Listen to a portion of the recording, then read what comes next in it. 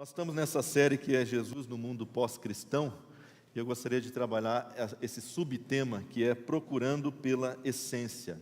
Nas mensagens anteriores, o pastor Carlos falou sobre procurando a nossa identidade. Na primeira mensagem, você pode recorrer lá ao canal do YouTube para assisti-la novamente ou assistir pela primeira vez.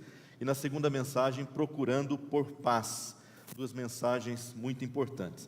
E hoje eu gostaria de trabalhar essa questão da busca pela essência, tentando mostrar que aquilo que o cristianismo proporcionou à humanidade ainda é fundamental para esse tempo que a gente chama de tempo pós-cristão ou de sociedade pós-cristã ou secular. Então, mostrando que o cristianismo fez não foi superado, nem pode ser superado, porque ele tem um núcleo muito importante para o ser humano, para o coração do ser humano.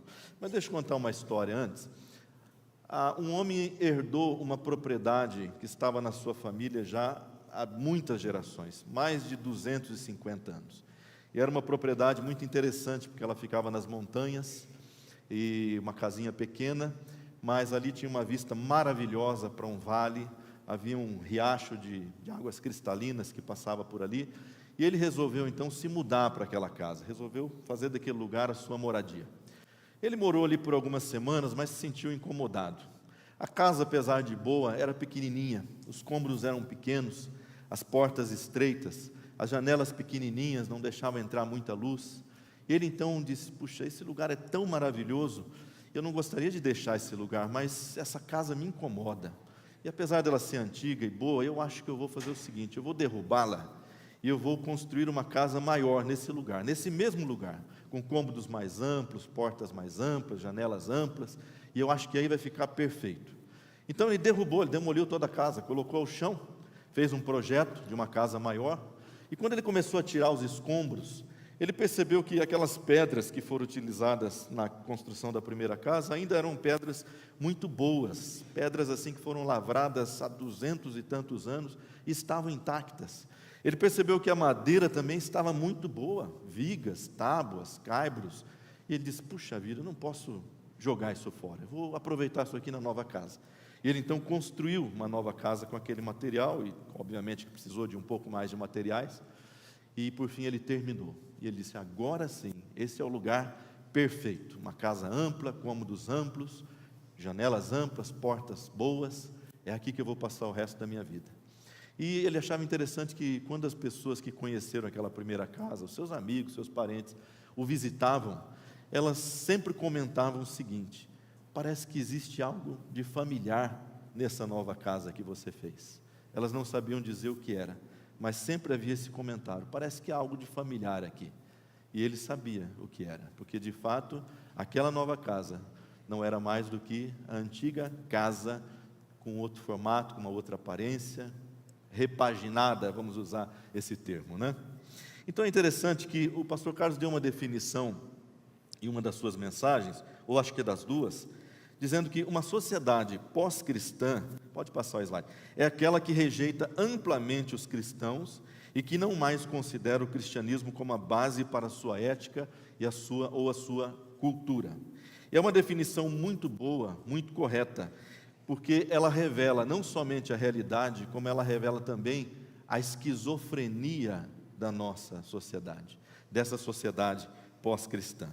Como na história da casa, nós vamos perceber que essa sociedade tentou criar algo novo, mas ela precisou dos mesmos materiais que já estavam aí, daquilo que o cristianismo pôde proporcionar à história. E é por isso que eu digo que ela é um tanto quanto esquizofrênica, ela incorre em hipocrisia, ela incorre em incoerência. O caminho que eu quero fazer com vocês é muito simples e vai ter 3 paradinhas básicas. Quero que você acompanhe comigo. Primeiramente, eu quero mostrar aqui como era a mentalidade do mundo pré-cristão. A gente está falando do pós-cristão, mas é importante a gente voltar um pouquinho na história para olhar o mundo pré-cristão. Depois eu quero destacar como o cristianismo desmantelou o mundo pré-cristão. E aí, por fim, vou mostrar que o mundo pós-cristão, ele sofre da mesma doença do mundo pré-cristão, ainda que com sintomas diferentes, e a essência da fé cristã, a essência do cristianismo, ainda é a resposta para essa sociedade tendo a igreja como agente principal. Então, essas três paradinhas podem ser colocadas dessa forma. O espírito de César, eu gostaria que você prestasse atenção nos detalhes ali. O espírito entre aspas, não é o espírito da pessoa, não é o espírito de Deus, é um espírito de César, um espírito de natureza ruim que nós queremos explorar. O espírito de Cristo, e aí sim eu me refiro ao espírito dele mesmo, a natureza dele, e depois o espírito na igreja, e vejo o espírito com E maiúsculo, porque eu me refiro aqui ao Espírito Santo na igreja. Muito bem, vamos começar com o espírito de César. E não é o espírito do César, porque de repente você se chama César, como meu irmão, né? Ou Paulo César, alguma coisa assim, vai ficar ofendido. Não é o espírito do César, é de César, tá bom? Nesse ponto eu não quero abranger o mundo inteiro, né? Não temos como fazer isso, mas gostaria de olhar só para um momento da história que foi muito significativo, que é justamente o momento em que o cristianismo nasce, é onde ele aparece, que é o Império Romano. Nós temos um mapa ali, onde você pode ter uma noção mais ou menos de como era o Império Romano no auge da sua expansão, né? No momento em que ele mais territórios conquistou, que foi no ano 117 depois de Cristo. E você percebe que toda a Europa está engolida pelo Império Romano, muitas partes da Ásia, do Oriente, o norte da África, o Egito e tantos outros países atuais, né? Inclusive os nomes que estão ali são das localizações atuais, para a gente ter uma ideia. E veja só, nesse momento, quando nós temos o Império Romano, nós temos ali uma figura muito importante, a figura máxima, a figura relevante para aquele momento da história, que é o imperador, que é o César, né? Esse nome que foi adotado em razão do primeiro imperador, e esse nome perpetuou para todos os outros. Então, alguns fatores, e aqui é importante a gente entender o seguinte: a nossa mentalidade, irmãos, ela é formatada pelo nosso tempo. Não adianta, você não tem a mentalidade de 100 anos atrás, de 1000 anos atrás, por mais que você ache ela legal. Você é formatado, eu sou formatado pela mentalidade do nosso tempo, que é onde nós vivemos, é onde nós tocamos a nossa vida. Nesse momento, então, alguns fatores moldavam a mentalidade do povo, e muitos deles tinham a ver com essa figura de poder, essa figura do imperador, ou a figura dos Césares, né? Era assim antes de Roma? Claro que era assim, em todos os outros impérios era assim, mas este é o momento onde parece que as coisas ganharam corpo, né? Se tornaram muito mais nítidas. Então, por exemplo, quero citar para vocês alguns elementos dessa mentalidade. Na Roma antiga, o poder dos Césares não era apenas militar ou político, ele era um poder religioso e ideológico, era um poder cultural. O imperador era essa figura semidivina, né, que estava presente na vida cotidiana do povo. Interessante porque aqui o nosso presidente, né, ele não faz parte da minha vida cotidiana. Às vezes a gente passa semanas sem lembrar dele, não é? Mas no Império Romano não. Veja que interessante. A figura do imperador estava na efígie das moedas. Pode passar, próximo. Ela estava nos bustos colocados em vários pontos da cidade, ela estava nos monumentos, nas estátuas. Então, o tempo todo, pode voltar, o tempo todo essa figura era lembrada ou incutida na mentalidade das pessoas comuns. Também, o cidadão comum, ele vivia numa sociedade em que essa figura, a figura do imperador, era a razão da ordem, da prosperidade, da paz. Veja que as pessoas viam essa figura, diferentemente do que a gente vê hoje, como aquela figura que aglutina, que agrega, que traz paz, que coloca ordem, que traz crescimento, que traz prosperidade. Inclusive havia um termo chamado Pax Romana, que era o termo cunhado para definir que em toda aquela extensão do império, você estaria seguro, vamos dizer assim, porque as tropas, as legiões romanas estariam protegendo o povo, estariam eliminando ou lutando contra os inimigos, contra os invasores, então haveria uma paz romana em todo esse território. Isso criava então na cabeça das pessoas comuns um senso de dependência e um senso de identificação com aquela figura. Quer dizer, nós dependemos desse homem, nós nos identificamos com esse homem, porque é ele que nos dá o bem-estar, é porque é ele que nos garante a segurança. Também o culto ao imperador, pode passar o próximo então, essa é uma imagem típica do culto ao imperador. usada muitas vezes, né, para essa finalidade, mas esse culto ao imperador formatou a mentalidade do cidadão comum, porque ao adorar o imperador como um semideus, não como um deus, mas como um semideus, os cidadãos estavam aceitando que o poder dele, o poder absoluto daquele homem, vinha do alto, vinha dos deuses, vinha das entidades que estavam para além desse mundo. Era inquestionável, porque era divino. Veja que interessante, como que o culto que ele próprio estabeleceu para si mesmo mantém as pessoas presas a uma mentalidade de que ele é uma figura essencial. Também na psique do povo, ou na psicologia do povo, César era a projeção do desejo de segurança, da ordem, da estabilidade, e por isso ele não era somente tolerado, ele era desejado. Se aquela posição ficasse vazia, houvesse uma lacuna, ficasse vaga, imediatamente o povo queria que alguém se levantasse, ou usurpasse, ou conquistasse, ou fosse colocado no lugar dele, porque ele é uma figura muito importante para dar toda essa questão de segurança, de ordem, de estabilidade. Então o povo apreciava essa figura, apreciava a grandeza, apreciava a superioridade que ele representava. Enfim, a lógica de que o poder é a base para a paz e o bem-estar permeava a sociedade, tomava conta da mente das pessoas, levando Roma muitas vezes a tratar os seus inimigos com muita dureza, com muita impiedade, muitas vezes matando, eliminando ou transformando os seus inimigos em escravos. E não é à toa então que 1/3 da população de Roma era formada de escravos. Esses escravos ou nasceram escravos ou foram conquistados por Roma e tornados escravos. Interessante isso. E na mentalidade das pessoas, isso é muito natural, porque de fato o imperador tem que tratar os seus inimigos com impiedade. Nós não podemos permitir que eles avancem, tomem os nossos territórios, tirem a nossa paz, tirem o nosso sossego. Então tem que tratar com impiedade mesmo. Eu ia falar uma frase aqui, mas vou deixar quieto, né? Você já apareceu na sua mente.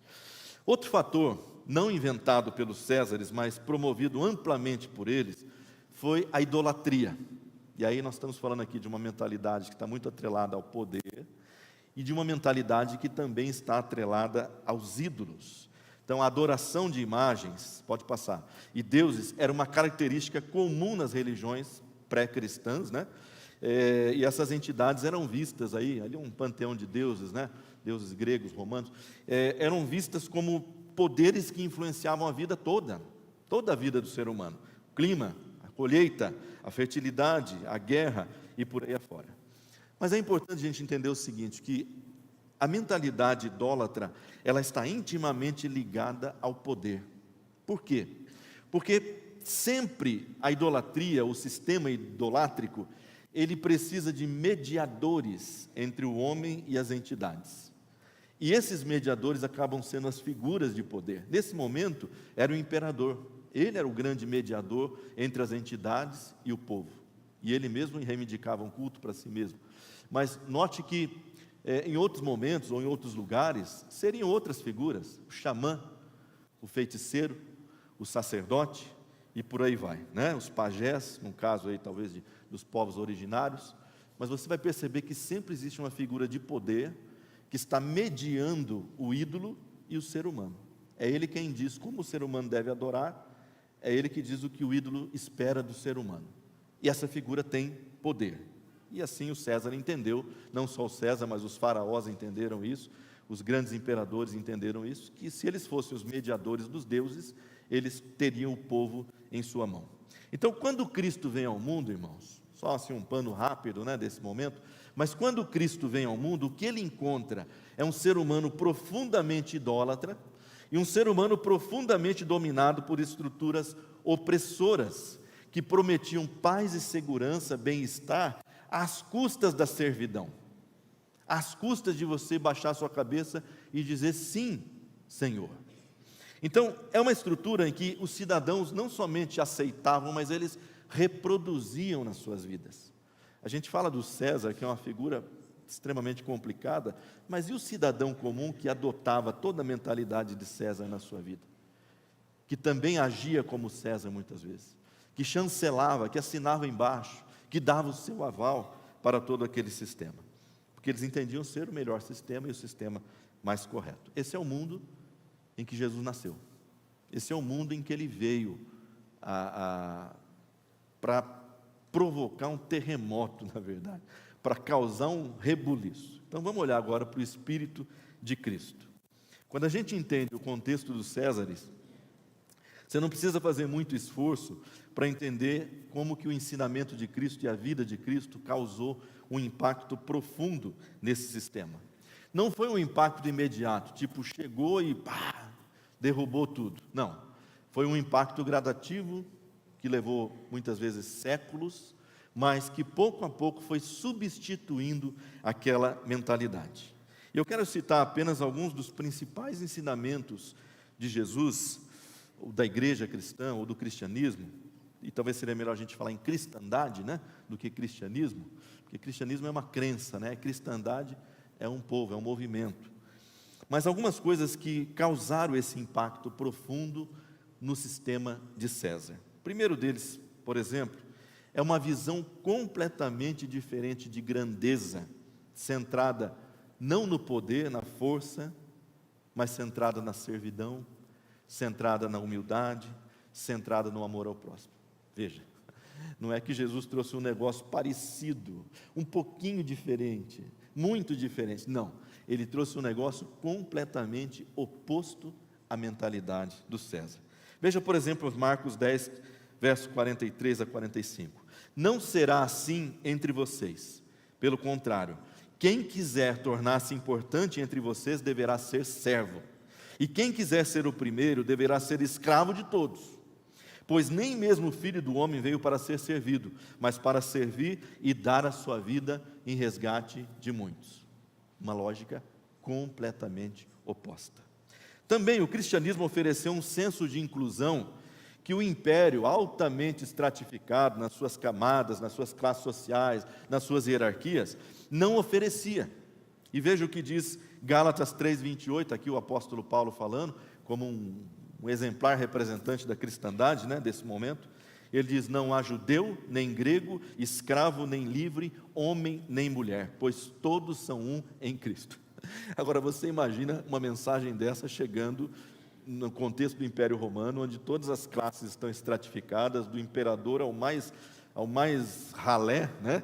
E o Paulo vai dizer assim: não tem diferença entre ninguém, todo mundo é igual aqui, diante de Deus todos são iguais. Gente, isso abala toda uma mentalidade, não é? Também o cristianismo, ao proclamar que havia um único Deus verdadeiro e que todos os outros deuses eram falsos, desafiou diretamente a estrutura religiosa que sustentava a estrutura de poder. E eu acho muito interessante esse texto também do apóstolo Paulo, 1 Coríntios 8, 5 a 6, porque ele está carregado de ironia, e essa ironia não tem outro alvo, não tem outro objeto a não ser a própria figura do imperador. Pois mesmo que haja os chamados deuses, quer no céu, quer na terra, e olha só, ele abre parênteses, aí vem a ironia, como de fato há muitos deuses e muitos senhores, para nós, porém, há um único Deus, o Pai, de quem vêm todas as coisas e para quem vivemos, e um só Senhor Jesus Cristo, por meio de quem vieram todas as coisas e por meio de quem vivemos.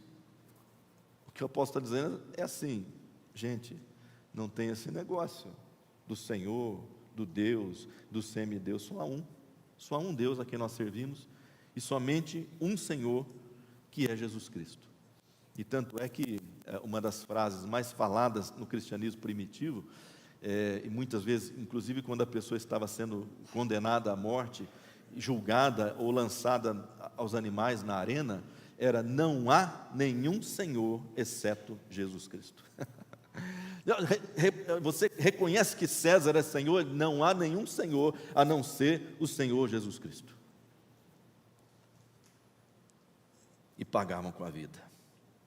Jesus, vivendo num contexto judaico, onde os ídolos e os deuses eram rejeitados naturalmente, porque a gente sabe que o judaísmo ele rejeitava naturalmente a idolatria, ele revelou a verdadeira substância da idolatria, ampliando a sua definição no mundo greco-romano. Até ali se entendia a idolatria como você fazer uma imagem, se prostrar diante dela, oferecer sacrifícios a ela, e etc. e tal. Jesus, que vem num contexto onde isso não existia, ele eleva o conceito de idolatria para incluir outras coisas. E é muito interessante, irmãos, porque às vezes a gente fica preocupado assim, como, a pessoa é idólatra, né? A pessoa tem lá uma imagem de barro, de gesso, de metal, de madeira, e a gente acha que a substância dos deuses é essa. A gente acha que os deuses são feitos de pau, de pedra, de madeira, de gesso, de metal, mas a substância dos deuses vou mostrar para você. Primeira mão aqui, ninguém ainda ouviu essa revelação, gostaria de trazer para você, tá? Comunidade Shalom, aqui você que nos assiste online, você vai ver em primeira mão qual é a substância dos deuses, pode passar. Está vendo? É isso aí. É o vazio. É o vazio. O ídolo é nada, como diz o apóstolo Paulo. O ídolo é nada. A substância dos deuses é o vazio, é o medo, é a falta de sentido, é a falta de propósito na vida, é a insegurança. E a partir desse vazio a gente coloca o que for preciso para preencher, porque é um vácuo. Dias atrás eu ouvi uma professora dizendo uma coisa que marcou muito na minha cabeça. E ela falava sobre educação, olha, não tinha nada a ver. Ela disse, todo vácuo será preenchido. Todo vácuo será preenchido. Se há um vácuo ali, ele vai ser preenchido. E Jesus então nos mostrou isso. Não é um pedaço de pau, não é a pedra, não é o barro, não é o gesso. É uma coisa informe dentro do nosso coração. É um vazio dentro do nosso coração, que muitas vezes é ocupado por coisas. E aí ele eleva o conceito de idolatria, incluindo dinheiro, incluindo uma série de outras coisas. Hoje nós podemos ampliar isso. O próprio eu, né? O próprio eu pode ser o seu ídolo. Mas veja só em Mateus 6:24, ninguém pode servir a dois senhores. Ou você odiará um e amará o outro, ou se dedicará a um e desprezará o outro. Vocês não podem servir a Deus e as riquezas. O que Jesus está dizendo assim, ou Deus ocupa aquele vazio, ou você vai colocar outra coisa. E se você colocar outra coisa, Deus não pode entrar. É incompatível. Também, o cristianismo ofereceu uma nova esperança, baseada na fé em um reino de Deus futuro que traria justiça e paz eternas, em contraste com aquela pax romana, baseada na força militar e na opressão. E aí Jesus diz, por exemplo, em João 14:27, eu deixo a paz a vocês, a minha paz dou a vocês, não a dou como a pax romana dá. Não se perturbe o seu coração, nem tenham medo. Não é essa paz que eu dou. Não é essa paz de você saber que você vive dentro de um território protegido por legiões romanas. Não é essa paz que eu dou. Ela é diferente disso. Ela é perpétua, ela é perene, ela é profunda. E o cristianismo também trouxe, irmãos, uma compreensão, uma nova compreensão do sofrimento e da fraqueza. No mundo romano, fraqueza era desprezada. Os fracos eram desprezados. Se você demonstrasse o mínimo traço de fraqueza, você já era desprezado. A cruz era um símbolo de vergonha, de punição, mas Cristo transformou aquele símbolo num símbolo de vitória espiritual, num símbolo de grande poder, que venceu não César, não o império, não o diabo, mas o maior poder sobre a humanidade, que é o poder da morte. Ali ele venceu o grande poder. E é por isso que o apóstolo Paulo ele vai zombar da morte, em 1 Coríntios 15:55, quando ele diz assim, onde está, ó morte, a tua vitória? Onde está, ó morte, o teu aguilhão?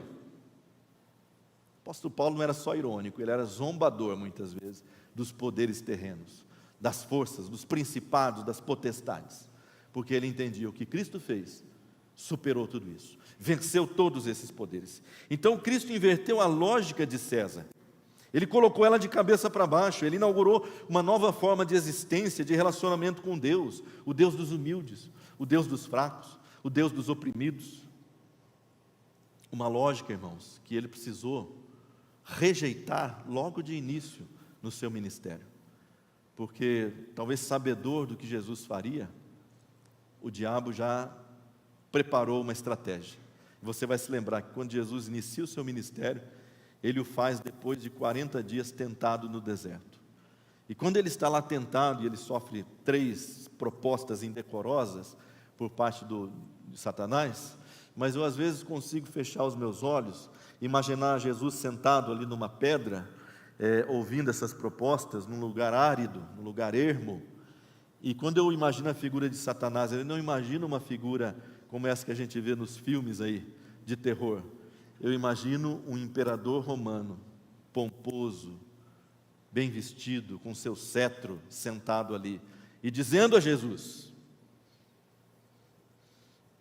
dar-te-ei a ti todo este poder e toda a sua glória, porque a mim me foi entregue, eu dou a quem eu quero, portanto, se me adorares, tudo será seu. Ali Jesus precisou matar César, irmãos. Ali Jesus precisou anular o poder de César, quando ele diz: não, não, este poder não me interessa, este poder não é o poder do reino de Deus, este é um poder maligno e terreno, feito por homens e para homens. E ali ele rejeita. Eu não sei se muitos de nós teria capacidade de fazer essa rejeição. Se Joe Biden chegasse para a gente e dissesse: tudo me foi dado aqui e eu vou te dar, se você me adorar.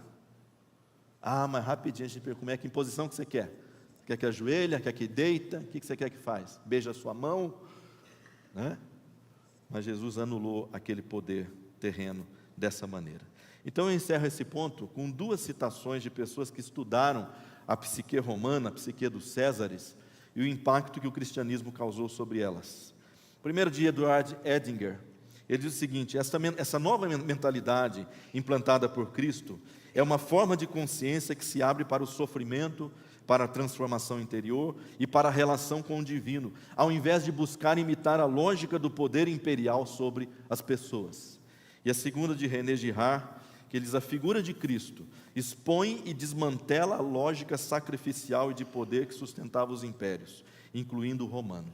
Cristo revela o mecanismo do bode expiatório que era usado pelos impérios para manter o poder e propõe uma nova ética baseada no amor e na reconciliação. O que é o mecanismo do bode expiatório? É assim: gente, está tudo em paz, surgiu uma rebelião ali, surgiu um rebuliço, a gente vai lá, pega 2 ou 3, sacrifica em praça pública, crucifica em praça pública e diz: está aqui, ó, os causadores do rebuliço, estamos matando eles. Aí dá aquele alívio, né? Tranquiliza a sociedade. Surgiu outro ali, nós vamos lá fazer a mesma coisa. Ah, mas aquele cara não fez nada, ele era inocente. Não interessa. O que interessa é mostrar para a população que a gente está fazendo alguma coisa, que a gente não vai tolerar esse tipo de rebelião. Muitas vezes os judeus se rebelaram contra Roma, e eles fizeram esse espetáculo público com esses judeus, para dizer: fica na sua, baixa a sua bola, aqui quem manda somos nós, né? Agora, o terceiro ponto: o espírito na igreja. Gente, preciso dizer o seguinte: o espírito de César não morre. Lamentavelmente, o espírito de César não morre. Ele é amigo da natureza humana. Ele é muito próximo da natureza humana e ele sempre estará por perto. Ao longo da história, o espírito de César sempre ressuscitou, sempre se manifestou em governos autoritários, em governos ateístas. Ele sempre deu as caras em algum momento da história. Você pode percorrer toda a nossa história aí dos últimos 2000 anos, desde que o Império Romano esteve no seu auge, e você vai perceber que ele sempre volta. Por exemplo, vou dar só um exemplo aqui para você entender como que isso é tão forte. No nazismo, o espírito de César ressuscitou, né? E ele foi reproduzido fielmente, inclusive pelos símbolos. Aquela águia é a águia romana, na verdade, não é uma águia do nazismo, é uma águia romana, símbolo do poder imperial. Aquele braço estendido de Heil, aquele era o Ave César, Ave César. Era uma saudação ao próprio César. Então é interessante como que os governos autoritários, eles sempre reproduzem a lógica de César, né? Talvez não seja uma lógica exclusiva do César, seja uma lógica exclusiva do poder, mas de qualquer forma são reproduzidos. A própria igreja, muitas vezes, a igreja, a instituição, ela se deixou seduzir por esse espírito. Quando ela acreditou, por exemplo, que o evangelho deveria ser imposto às pessoas, quando ela acreditou que deveria impor as suas crenças sobre as pessoas, para salvar a alma daquelas pessoas. É um espírito de César, né? É interessante que também, muitas vezes, quando ela não conseguiu fazer isso, o que ela fez? Ela julgou, ela prendeu e ela matou os seus oponentes. Olha que coisa, nós estamos falando da cristandade que prendeu, julgou e matou os seus oponentes. O espírito de César. Isso, inclusive, irmãos, é a causa, quando a gente fala de uma sociedade pós-cristã, é a causa da rejeição da igreja, da rejeição da cristandade, né? As pessoas olham para isso, olham para essa história toda e falam, não, de forma alguma, isso aí, eu não quero isso para a minha vida, né? Olha só os erros, olha o que fizeram aqui, olha o que fizeram acolá, e etc. Mas deixa eu dizer para você, a rejeição não se dá por causa da proposta de Cristo. A rejeição se dá porque o espírito de César estava atuando. Não era o espírito de Cristo na cristandade, era o espírito de César na cristandade. Então a gente pode ficar com essa frase: os erros da cristandade não são falhas propostas de Cristo, na proposta de Cristo. São erros causados por aqueles que se deixaram seduzir pelo espírito de César. E aqui a gente, pelo menos não justifica, mas explica por que a cristandade muitas vezes pisou na bola, né? Então é por isso que eu disse lá no início, com aquela história, que a era pós-cristã, ela sofre de uma esquizofrenia, irmãos. Porque, veja bem, ela valoriza os conceitos de liberdade individual, de democracia, de igualdade, de dignidade, de justiça, mas ela se esquece de que esses valores são cristãos. Esses valores foram trazidos e implantados por Cristo nesse mundo. Cristãos e não cristãos lutaram para que esses valores fossem promovidos amplamente, inclusive no campo dos direitos humanos, no combate à injustiça, etc. e tal. Nós temos algumas figuras clássicas, né? Olhando lá de trás para frente, o Mandela, que muitos dos conceitos que ele utiliza são conceitos cristãos, e ele próprio tinha a sua fé cristã, né? Para lutar contra o apartheid. O Gandhi, que não tinha nada de cristão, mas ele se utiliza dos conceitos de Cristo para promover a não violência. O Martin Luther King, que também, esse era um pastor no caso, né, mas que utiliza de conceitos cristãos, de liberdade, de dignidade humana, de justiça, para lutar contra o racismo no seu país. E este homem, que talvez você não conheça, né, esse homem se chama William Wilberforce, que foi o primeiro homem, também não cristão, mas que lutou contra a escravidão no parlamento inglês na sua época, e através dessa luta ele conseguiu banir a escravidão do mundo, pelo menos no sentido formal e legal. Pessoas que usaram dos conceitos de Cristo, dos conceitos cristãos para construir uma nova sociedade. Então, essa sociedade pós-cristã, ela surfa nos valores cristãos. Ela existe por causa dos valores cristãos. O pastor Carlos até mencionou isso na primeira mensagem. Mas ela critica o cristianismo quando ele se deixa tomar pelo espírito de César, quando ele se deixa seduzir pelos valores de César. Só que essa mesma sociedade, irmãos, e aí que eu falo que está a esquizofrenia, a incoerência, essa mesma sociedade é uma sociedade que glorifica o poder e a ambição. Quem aqui não gostaria de ser rico e famoso, irmãos? Talvez esse é um desejo mais comum hoje em dia, você ser rico e famoso. Ambição, poder, mas esse valor não é cristão, esse valor é cesário, esse valor é de César. É uma sociedade que trabalha em função da fama e da imagem artificializada. Quanto melhor eu parecer, né, diante das pessoas, melhor para mim. Eu estava vendo um meme ontem que é muito engraçado, que a pessoa coloca assim, a foto de perfil do indivíduo nas redes sociais, cheia de filtro, e depois coloca a foto natural dela, e é um contraste muito grande entre uma coisa e outra. E ele fala assim, pelo amor de Deus, não faz isso não, vai que você some, desaparece, é sequestrado, como é que nós vamos te achar?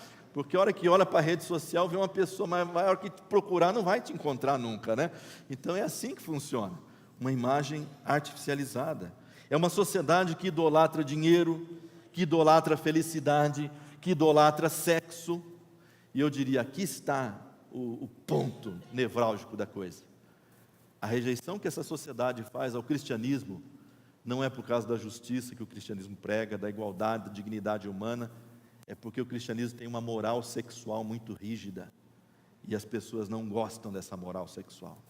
Elas não gostam de ter um marido só, uma mulher só. Não gostam de ter fidelidade no casamento. Esse é o ponto, talvez maior, que causa rejeição por parte dessa sociedade. É uma sociedade altamente competitiva e meritória, que não se importa com os fracos. Não me importa se o fraco está conquistando alguma coisa na vida, se ele está subindo na vida. Não, o que importa é eu conquistar, o que importa é eu subir. É uma sociedade que rejeita o Deus único e rejeita até mesmo os outros deuses, mas cria um Deus chamado eu e dá toda a sua devoção, toda a sua adoração a esse Deus chamado eu. É uma sociedade que gosta de vigiar os cristãos, o que os cristãos dizem, o que os cristãos falam, o que eles fazem, mas muitas vezes não move uma palha para mudar a realidade da opressão. É uma sociedade que critica a igreja, irmãos. Critica a igreja, mas aplaude Césares. Critica a igreja e aplaude um ditadorzinho qualquer desse mundo, alguém que reproduz fielmente o espírito de César. É uma sociedade que acredita que pode combater a injustiça através da vingança, através da reparação, desconhecendo o poder do perdão de Cristo.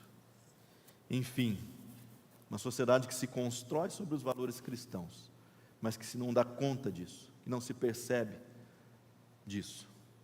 Mas, irmãos, graças a Deus que nessa sociedade pós-cristã, imitação melhorada da sociedade pré-cristã, Jesus ainda é a resposta.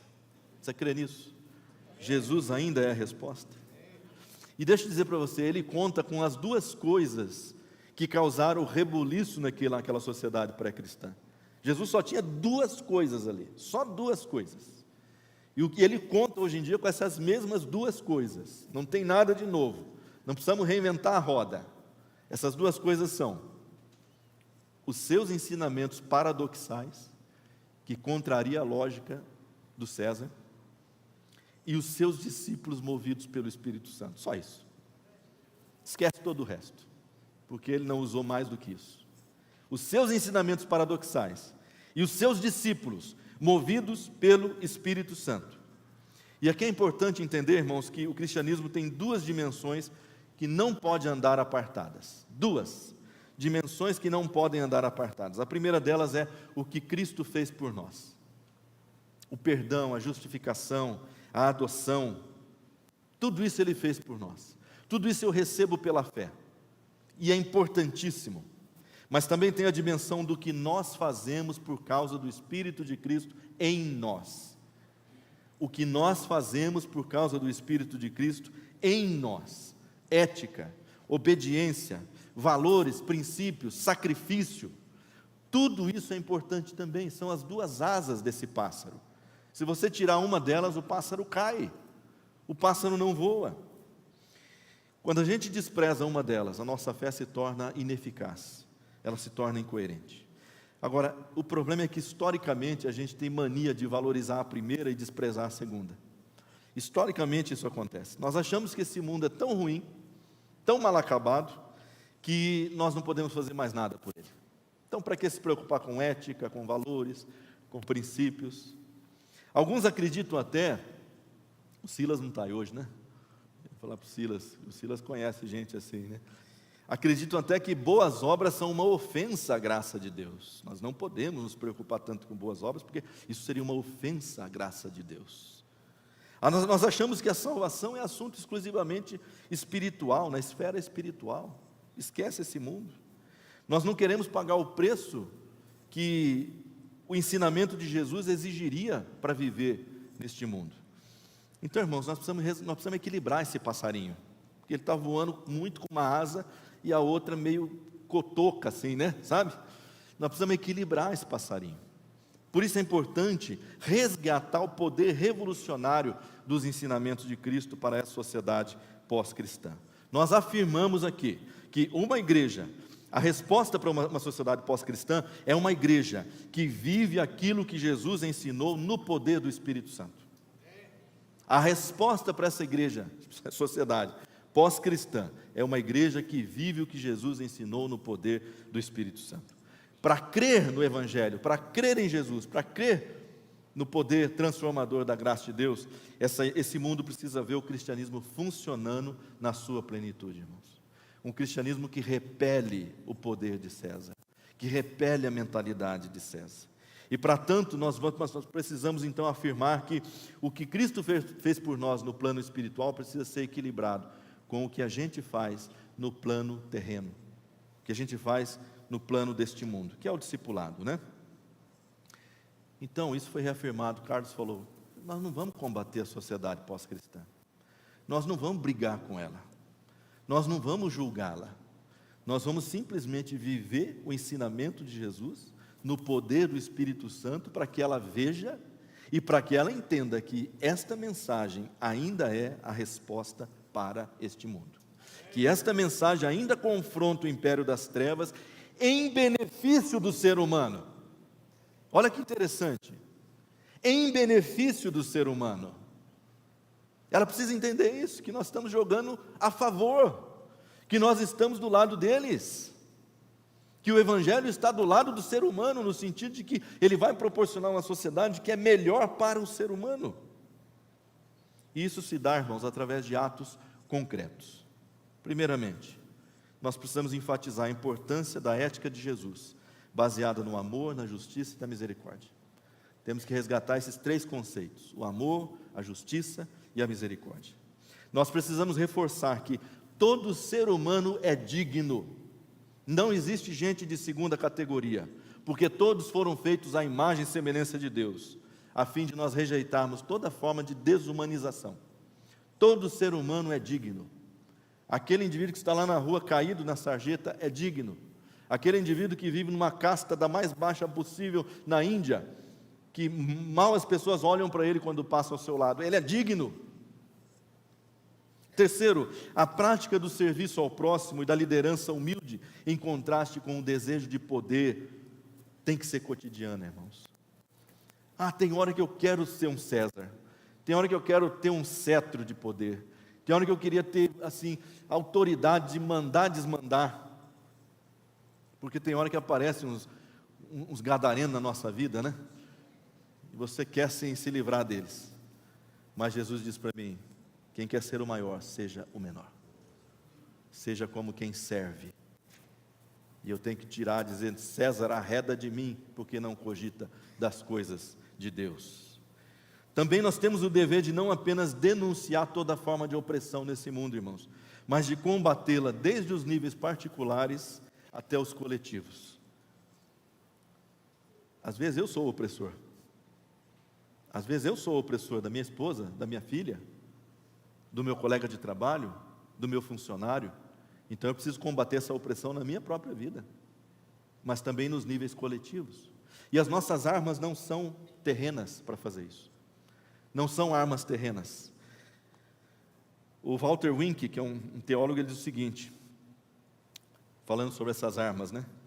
Dar a outra face ou andar a segunda milha são formas criativas de resistir ao mal sem recorrer à violência, subvertendo o poder através de atos simbólicos e gestos não violentos. Esses gestos não são sinais de fraqueza, mas atos de resistência que desmascaram a injustiça e desarmam moralmente o opressor. Olha que coisa maravilhosa, irmãos. A gente olha lá para uma arena romana, a gente fala assim, quem é o forte e quem é o fraco ali?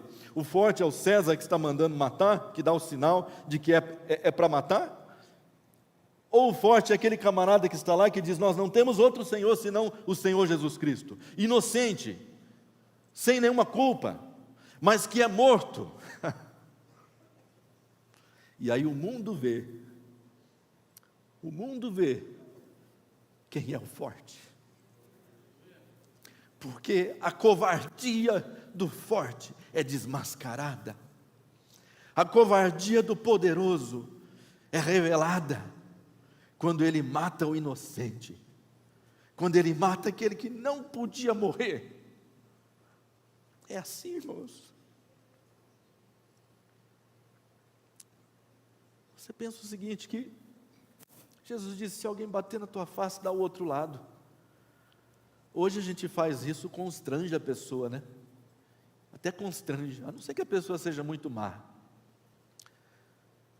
Mas os primeiros cristãos levaram numa face, quando eles deram o outro lado, eles levaram no outro lado, e depois levaram outro sopapo, e levaram um chute na barriga, um chute nas costelas, soco, mas ali se revelou quem era o bom e quem era o mal.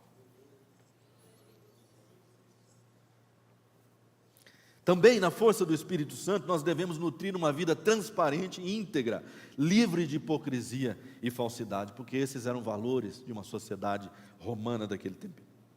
Os ídolos do mercado devem ser depostos por meio de um estilo de vida simples, generoso e satisfeito em Deus. E de igual forma, os ídolos ideológicos devem ser quebrados, irmãos.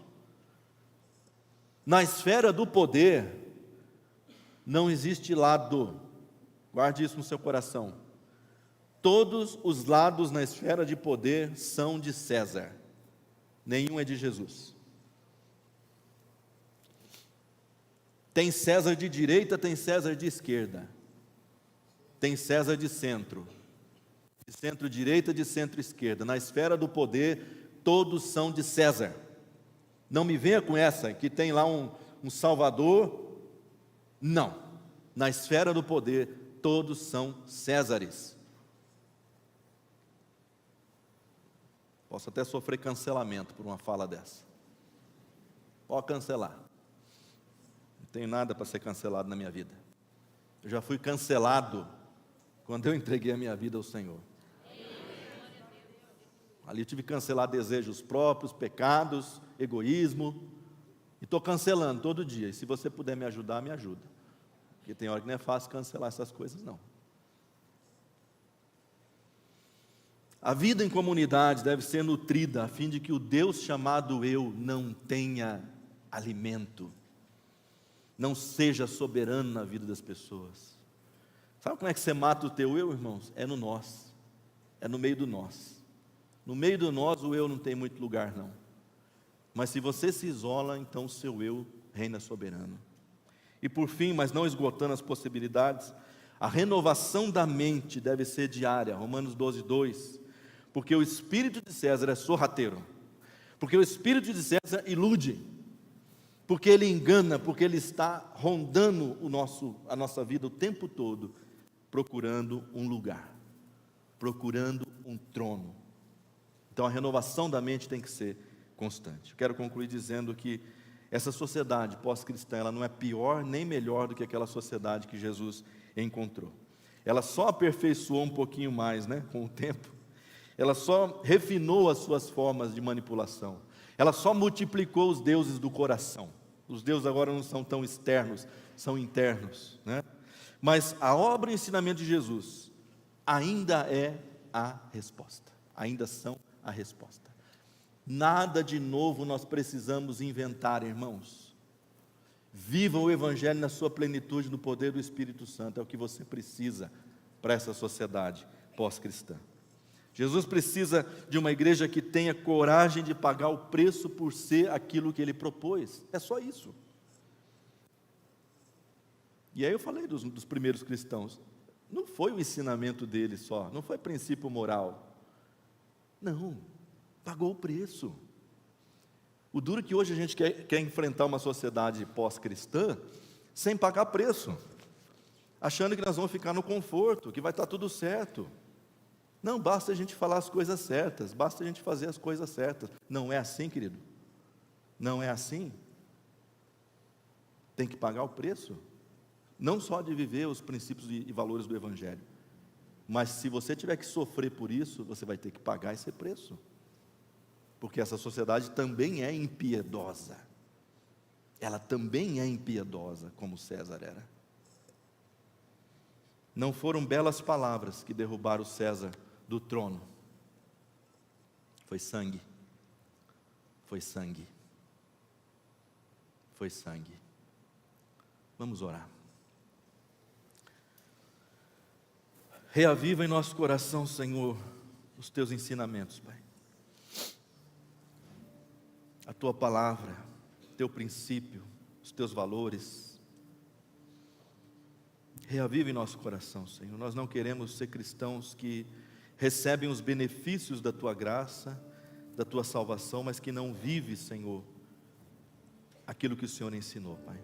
Equaliza, equilibra isso na nossa vida, Senhor, de forma que o nosso modo de vida, o nosso testemunho, a nossa dependência de Ti, a nossa dependência do Espírito Santo serão os fatores que vão dizer para essa sociedade: você ainda precisa de Jesus, você ainda precisa das mesmas coisas de 2000 anos atrás. Nos ajuda, Senhor, a viver essa dimensão com autoridade, com poder, nós te pedimos. Amém, Senhor.